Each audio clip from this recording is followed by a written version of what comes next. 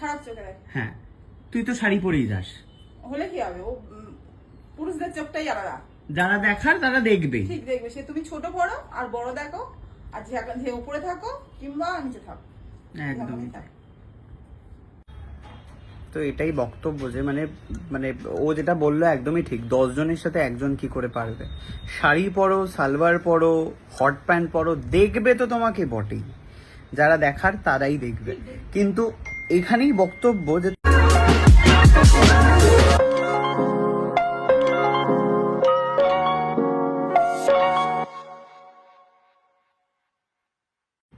Coffee বানিয়েছে, খাওয়া যাচ্ছে না।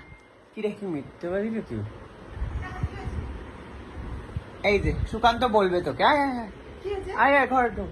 কফিটা নাকি পারফেক্ট হয়েছে সারাকে খেয়ে। আমার তো পারফেক্ট লেগেছে, কিন্তু সুকান্তর কিছু বক্তব্য আমার ছিল। একটু তেতো লাগছে। হ্যাঁ, মুখটা কি করছে দেখো এবার। একটুখানি মধু দে, মধু দে। তুমি খাও বলে ওই জন্য মুখে মধু ঢেলে দে। ওটাই মনে হচ্ছে, আর উনি তো খায় না ওই জন্য আমি এভাবেই এবার খাই। চুলটা কেমন কাটা হয়েছে রে? আরে পেছনটা দেখ, পেছনটা দেখ। পেছনটা কেমন লাগছে রে? আরে আরে এদিকে ঢুকে দেখ, দেখেছি আমার চোখটা তুই দেখতেই পাচ্ছিস না, এখান থেকে দেখ।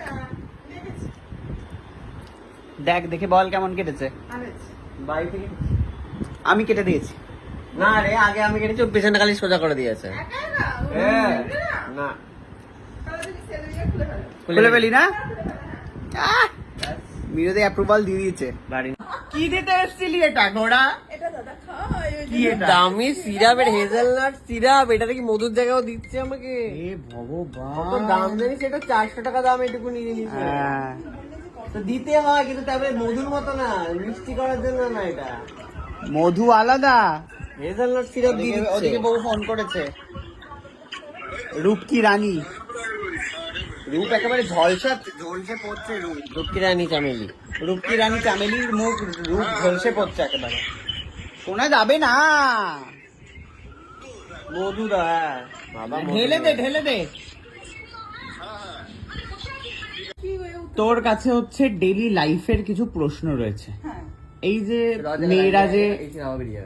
মেয়েরা যে রাস্তাঘাটে বেরোচ্ছে, বাসে ট্রামে যাতায়াত করছে, তাদের প্রত্যেকের মনে হচ্ছে যে তারা সেফ নয় না। এই মুহূর্তে দাঁড়িয়ে। হ্যাঁ একদম। এই যে তুই কর্মঠ একজন মানুষ, নিজে রোজগার করে খেটে খাচ্ছিস, তুই যে রাস্তাঘাটে যাস বা যেখানেই যাস, লোকজনের নজর দেখে বুঝতে পারিস কে তোকে বাজে নজরে দেখছে, কে তোকে খারাপ নজরে, হ্যাঁ ভালো নজরে। একদম। তো তাদের ভালো। দেখে তোর মনেটা কি হয়, ইচ্ছেটা কি হয়? গিয়ে ধরে পেটায় তুই পেটাস না কেন? সামনে, মানে কেউ কিছু বলে না, জাস্ট দেখে তারা, তাই তো? ওটাই। মানে বলতে চাইছিস যে মানুষজন দেখেই এটা? হ্যাঁ হ্যাঁ, চোখ তো আছে। হ্যাঁ, মানে তুই তো কোনো ছোট জামা কাপড় পরিস না, মানে যেরকম আর কি লোকজন বলছে যে আজকাল ছোট জামা পরলে নাকি লোকজন দেখে। হ্যাঁ, খারাপ চোখে দেখে। হ্যাঁ, তুই তো শাড়ি পরেই যাস। হলে কি হবে, ও পুরুষদের চোখটাই আলাদা। যারা দেখার তারা দেখবে। ঠিক দেখবে, সে তুমি ছোট পড়ো আর বড় দেখো, আর যে উপরে থাকো কিংবা নিচে থাকো, একদমই তাই।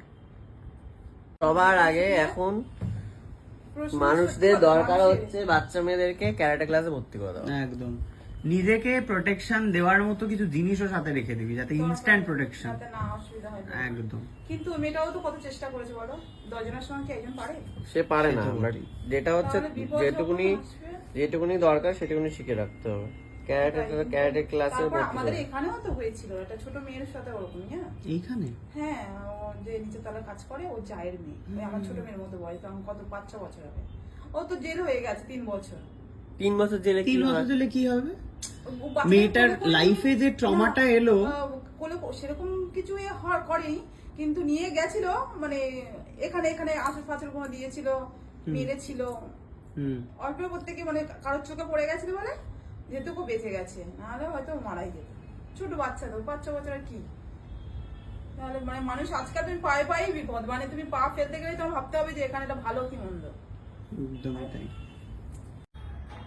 তো এটাই বক্তব্য যে মানে মানে ও যেটা বললো একদমই ঠিক। 10 জনের সাথে একজন কি করে পারবে? শাড়ি পরো, সালোয়ার পরো, হট প্যান্ট পরো, দেখবে তো তোমাকে বটেই। যারা দেখার তারাই দেখবে। কিন্তু এখানেই বক্তব্য যে তোমাদের চিন্তা ভাবনা, চোখ যদি না বদলায় ছোটবেলা থেকে, পারভারিশের ওপরই পুরোটা ডিপেন্ড করে। তুমি যেই পরিবেশে বড় হয়ে উঠেছো সেই পরিবেশ থেকেই পুরো বিষয়টা, মানে আমি প্রত্যেকটা মানুষকেই জিজ্ঞেস করছি প্রত্যেকটা মানুষের কি কি সাফার করেছে। খুকু যেমন বললো পথে ঘাটে লোকজন ওকে টোন টিটকারি মারে, মিনতি যেমন বললো মিনতির দিকেও তাকিয়ে থাকে, কেন ও শাড়ি পরে থাকে, তাতেও আমরা তো এটাই জানি শাড়ি সব থেকে হচ্ছে শুদ্ধ বস্ত্র, মানে যেটাতে মানুষ একদম সেফ ফিল করে, হ্যাঁ সভ্যতা। তো সেখানে দাঁড়িয়ে শাড়িতেও মানুষজন দেখছে ওকে, তো এই দেখাটা থামানোটা জাস্ট, এটা যতদিন না নিজের ভেতর থেকে আসবে এই সেন্সগুলো, ততদিন মানুষকে একদমই কোনোভাবেই বদলানো যাবে না।